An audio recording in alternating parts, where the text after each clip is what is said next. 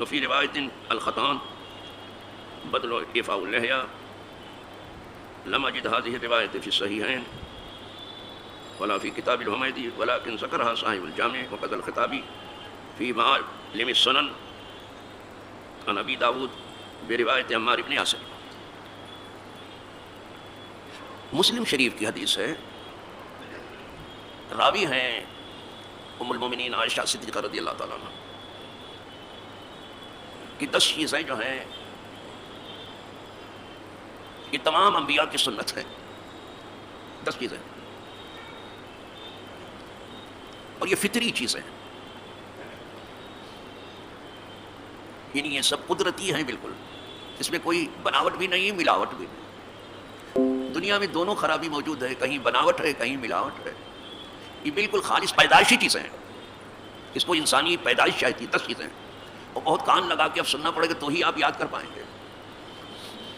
10 چیزیں کہتی ہیں، فرمایا رسول اللہ صلی اللہ علیہ وسلم نے 10 چیزیں پیدائشی ہیں، فطرت پیدائشی قدرتی ہیں، یعنی تمام انبیاء کی سنت ہے، سب نے کیا اس کو. سب سے پہلے قص الشارب، لبوں کو پست کرنا. لب کوئی نہ سمجھاؤ تو مونچھوں کو پست کرنا، مونچھ ان کو پست کرو.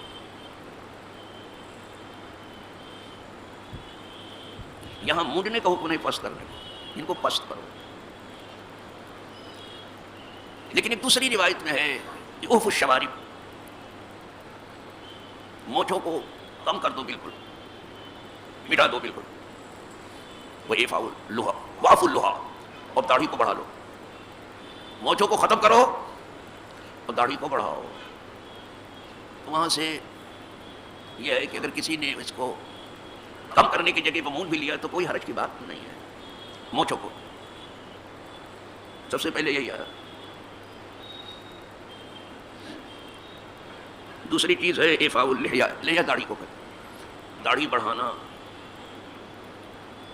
تمام انبیاء کے ہاں، داڑھی بالکل منڈا دینا حرام ہے. لیکن لوگوں نے مغربی تہذیب سے بہت متاثر ہو کر کے داڑھی بھی منڈا دیا، اور اس طرح سے منڈایا کہ آج یہاں سکھوں کو بغیر اجازت داڑھی رکھنے کی اجازت ہے، لیکن آپ کو نہیں. سرکاری سروسز میں آپ کو اجازت لینی پڑے. ہم بدلے بھی ہیں تو کتنے بدلے، حالانکہ داڑھی بنانا حرام ہے.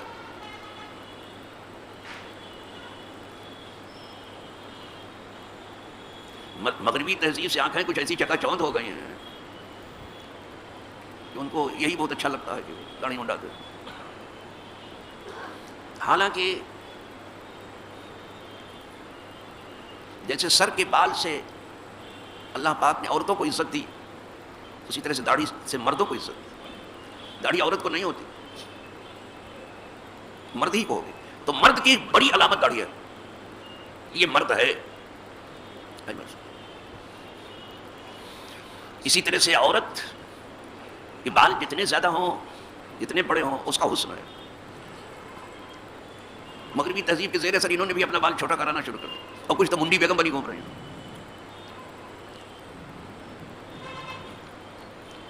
اور چونکہ مغربی خواتین کے بال جو ہیں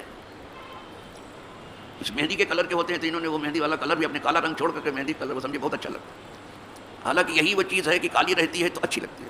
بال کا کالا ہونا اچھا ہے، منہ کا کالا ہونا ٹھیک نہیں ہے، بال کا کالا. اسی لیے داڑھی کا بھی کالا ہونا اچھا ہے. حضور کے گنتی کے بال تھے جو سفید تھے آخر تک 20 یا 21 بال بس.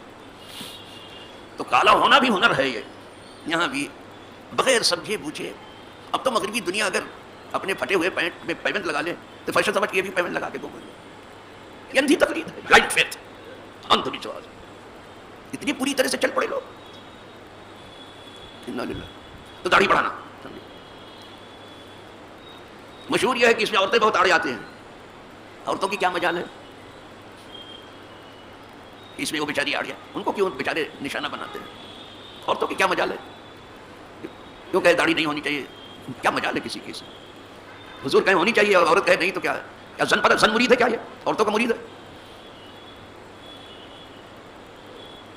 میں نہیں سمجھتا بھی کوئی عورت آڑی آتی ہے، اگر آتی بھی ہے تو اس کی کیا کروا، بہت سی جگہ وہ آڑی آتی ہے، لیکن جہاں آپ کو پسند نہیں وہاں بالکل ڈال دیتے ہیں.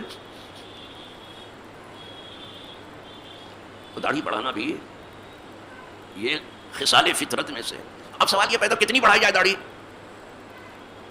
تو مشہور یہ ہے کہ ایک مشت، لیکن اگر اس سے کچھ زیادہ ہو جائے تو کوئی حرج نہیں ہے، اس لیے کہ بہت سے علماء کی رائے کہ تھوڑا مجھ سے تھوڑا اور آگے بڑھ جائے، داڑھی کو ایک مشت ہونی چاہیے.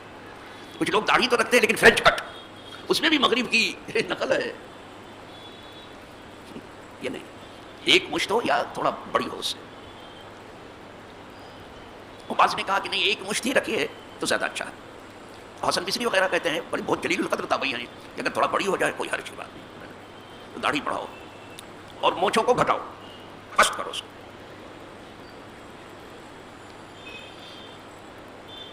اور یہ سمجھ لیجیے جو خصال فطرت ہے، یہ 10 چیزیں جو آ رہی ہیں جو سب انبیاء کی سنت ہیں، اس کے فوائد بھی بہت ہی زیادہ ہیں. میں تو صرف ابھی ترجمہ کر رہا ہوں، اس کے فوائد بہت زیادہ ہیں، ابھی فائدے پہ گفتگو نہیں کر رہا ہوں.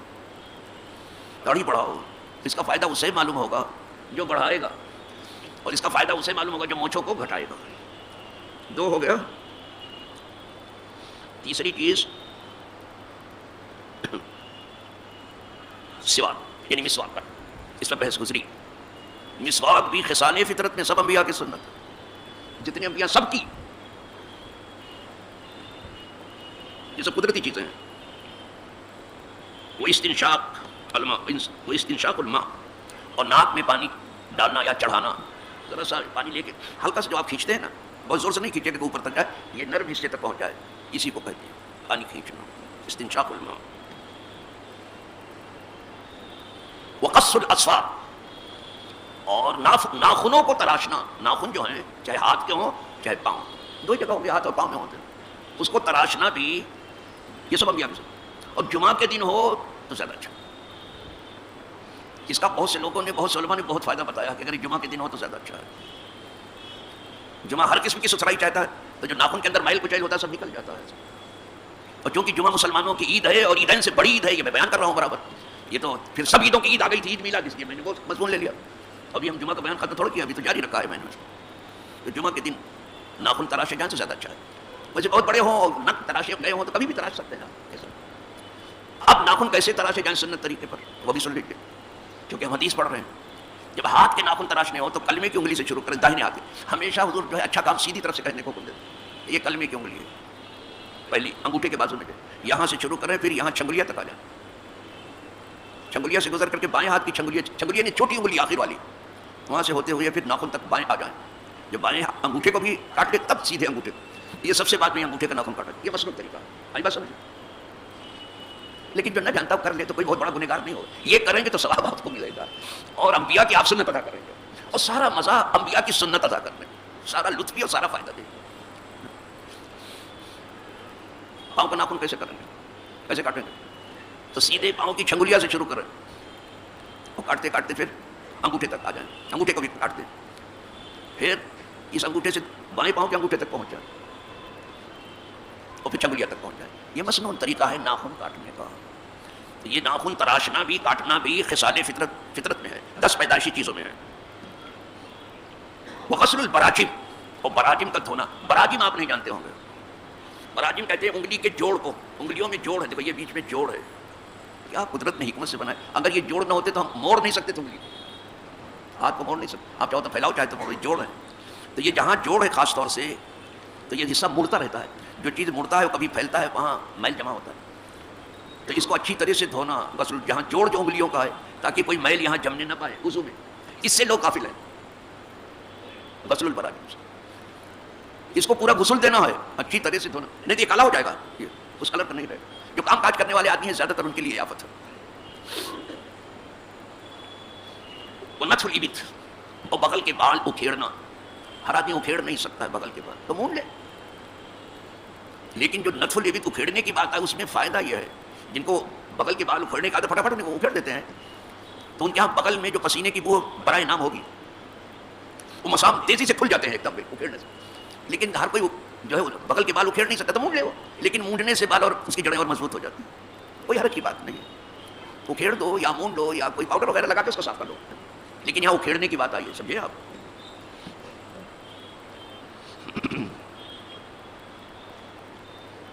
وحلق العانہ، اور منہ زیر ناف کا مونڈنا، آپ کے ناف کے نیچے جو بال ہیں وہ اس کا مونڈنا ہے۔ وانتقاص الماء، اور استنجا کرنا، لفظی معنی تو ہے پانی کم کرنا، اس لیے کہ استنجے میں پانی کم لگتا ہے، بیت الخلاء میں پانی زیادہ لگتا ہے، اس لیے کہا پانی کم کرنا، یعنی استنجے میں پانی استعمال کرنا۔ انتقاص الماء، استنجے میں پانی استعمال کرنا، استنجا کرنا، بمعنی بھی لکھ دیا یعنی الاستنجا۔ قال الراوی ونسیت العشرہ، روایت کرنے والا کہہ رہا ہے 10ویں چیز کیا حضور نے بتائی تھی میں بھول گیا۔ کیا ایمانداری ہے صاحب، 9 ہو گئے، 10ویں چیز کے بارے میں راوی کہتا ہے میں بھول گیا، سیدہ عائشہ نے 10ویں چیز کیا بتائی تھی میں تو بھول گیا، میں 10ویں چیز بھول گیا۔ الا ان تکون المضمضہ، ہو سکتا ہے کہ وہ کلی کرنا ہو سکتا ہے، اس کو اپنی ذمہ داری کر رہے کہ ہو سکتا ہے کہ وہ کلی کرنا ہو، 10ویں چیز جس کو امام مسلم نے روایت کی۔ وفی روایت الختان، اور ایک روایت میں ختنہ کرنا آیا ہے داڑھی بڑھانے کے بدلے، لیکن کہتے کہ ہم نے یہ روایت صحیحین میں نہیں پائی، نہ امام بخاری نے روایت کیا اور نہ امام مسلم۔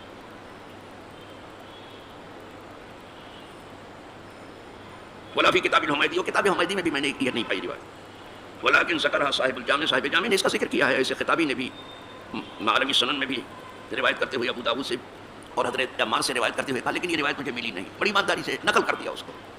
یہ 10 چیزیں خصال فطرت سے ہیں، جو خصال فطرت سے ہیں، پیدائشی چیزیں ہیں، اپنے اندر بے پناہ فوائد رکھتی ہیں، یہ فائدے بہت زیادہ ہیں، اس کو وہی سمجھ سکے گا جو اس کا عامل ہے۔ جیسے 10 راتیں بڑی مشہور ہیں، والفجر میں کہتے ہیں والفجر، اور فجر کی قسم، ولیال عشر، اور 10 راتوں کی قسم، ذوالحجہ کی 10 راتیں بہت عظیم ہیں، اسی طرح یہ 10 چیزیں بہت عظیم ہیں، دیکھنے میں بڑی مختصر ہیں لیکن فائدے میں بہت عظیم ہیں، اس کو جب آپ اپنا لیں گے تو اس کے فائدے آپ کو دکھائی دیں گے۔ صرف میں ناخن کی بات کرتا ہوں، اگر یہ صرف ناخن تراشنے کا معاملہ آپ نے صحیح رکھا ہے تو آپ گھر میں برکت دیکھنے لگیں گے۔ کچھ لوگ دانت سے ناخن تراشنے لگتے ہیں، یہ مکروہ ہے، ایسا اس سے تنگ دستی آتی ہے، بس جیسے دانت سے ناخن کاٹتے رہتے ہیں اس سے مفلسی آتی ہے، اس کے نقصانات ہیں، تو جب اس کو چھوڑنے کے نقصانات ہیں تو کرنے کے بہت سے فائدے ہیں۔ اسی پر جو ہے یہ پہلی فصل ختم ہو رہی اسی حدیث پر۔ اب انشاءاللہ بشرط صحت جو ہے میں جتنی جلدی ممکن ہوا تو کل ہی شروع کر دیں گے، اگر میں حاضر ہو سکا کل، اس لیے کہ پاؤں کی تکلیف سے ایک پٹا تو بنا لیا تو میں نے یہ دیکھنے کے لیے کہ یہ پٹا کچھ کام کرتا ہے کہ نہیں کرتا ہے، تو مجھے ایسا محسوس ہوا کہ نہیں کچھ تو فائدے اس کے سامنے آئے پٹا بندھانے کے ہمارے سامنے۔ میں قاضی میں تھوڑا آرام سے بیٹھنے لگا تو اب میں نے سوچا تھا کہ اگر کچھ فائدہ دکھائی دیا تو 2-3 جو وہ بانٹتے بندھوا لیں گے، تو پٹا باندھنے کے بعد اگر میں یہاں آ سکا مسجد تک اور نماز سجدہ تو کر نہیں سکتا پاؤں جو بندھا رہے گا تو سجدے کے لیے مجھے کرسی پہ بیٹھ کے اشارہ کرنا پڑے گا، نائب صاحب نماز پڑھائیں، لیکن درس اگر میں یہاں آ گیا تو درس کو پھر جاری رکھوں گا انشاءاللہ، درس جاری رہے گا تاکہ وہ علمی فائدہ لوگوں کو تھوڑا تھوڑا کر کے پہنچتا رہے۔ کیا معلوم کہ اس علمی فائدے کے بعد ان کی تقدیریں بدل جاتی ہیں، بالکل بدل جاتی ہیں، آپ محسوس کریں گے۔ تو بس آج اسی پہ اکتفا فرمائیے اور امید کیجیے، دعا کیجیے کہ کل ہم اس دوسرے باب کو اسی کے شروع کریں، باب السواک کے، مسواک کا دوسرا باب بیان کریں۔ وآخر دعوانا الحمدللہ رب